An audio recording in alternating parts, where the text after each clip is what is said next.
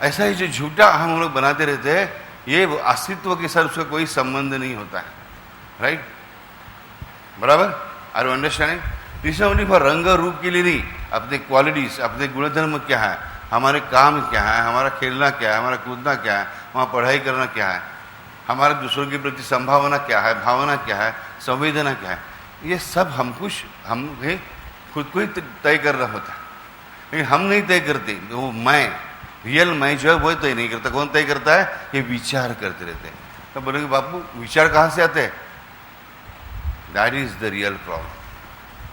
कुछ विचार हम लोग पर्पसली करते हैं डेफिनेटली, कुछ विचार अपने आप आते रहते हैं, अपने आप। हमारे ब्रेन में जो इतने सेंटर्स है, लाखों सेंटर्स है, लाखों केंद्र है हमारे ब्रेन में, उनमें जो हमारी इंफॉर्मेशन फीड की जाती है सालों तक, उसमें जैसे जैसे न्यूरो हार्मोन्स यानी केमिकल्स जो है ब्रेन के, खाना नहीं खाया है, खाना खाया है, सोकर उठे है, सोने को जाने वाला है, तो हार्मोन्स की स्थिति स्टेज अलग अलग रहती है ऑब्वियसली।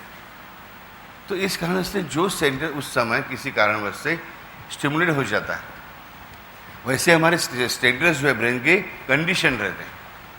अंग्रेजी में कंडीशनिंग क्या किसे कहते हैं? मेडिसिकल में मैंने बताया पावलोव एक्सपेरिमेंट, रशियन साइंटिस्ट था पावलोव करके, उसने क्या एक्सपेरिमेंट किया, एक कुत्ते को हम हमेशा जब खाना देते थे तब वो बेल बजाता था।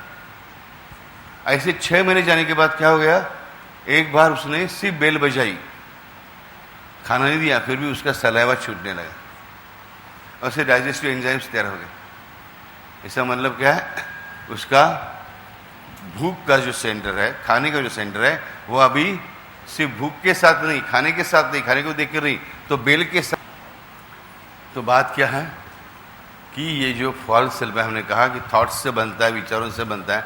ये विचार आते कहाँ से? ब्रेन के सेंटर से अपने आप उत्पन्न होते रहते हैं, because our brain centres are associated.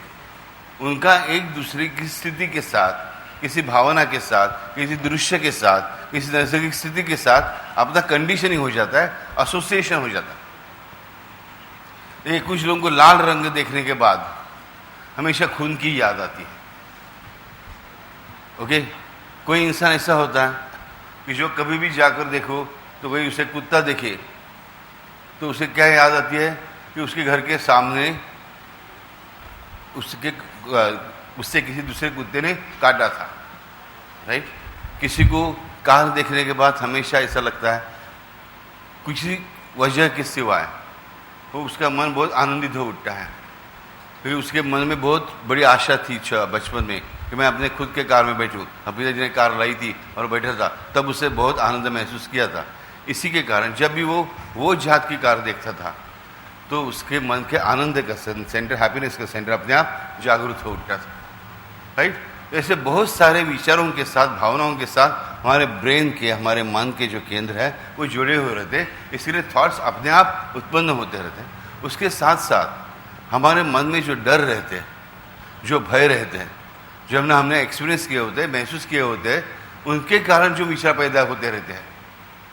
जब तक वो भय जो है हिलता नहीं, थोड़ा कम भी नहीं होता, तब तक विचार और ज़्यादा आते रहते हैं। जब बार बार भय के विचार आते हैं तो भय अब और भी बढ़ता रहता है, भय और भी ज़्यादा क्या हो जाता है, सबल हो जाता है, तो ऐसे विचार और भी आने लगता है, राइट?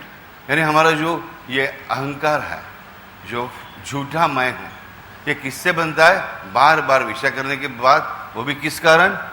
तो ज़्यादा से ज़्यादा भय के कारण।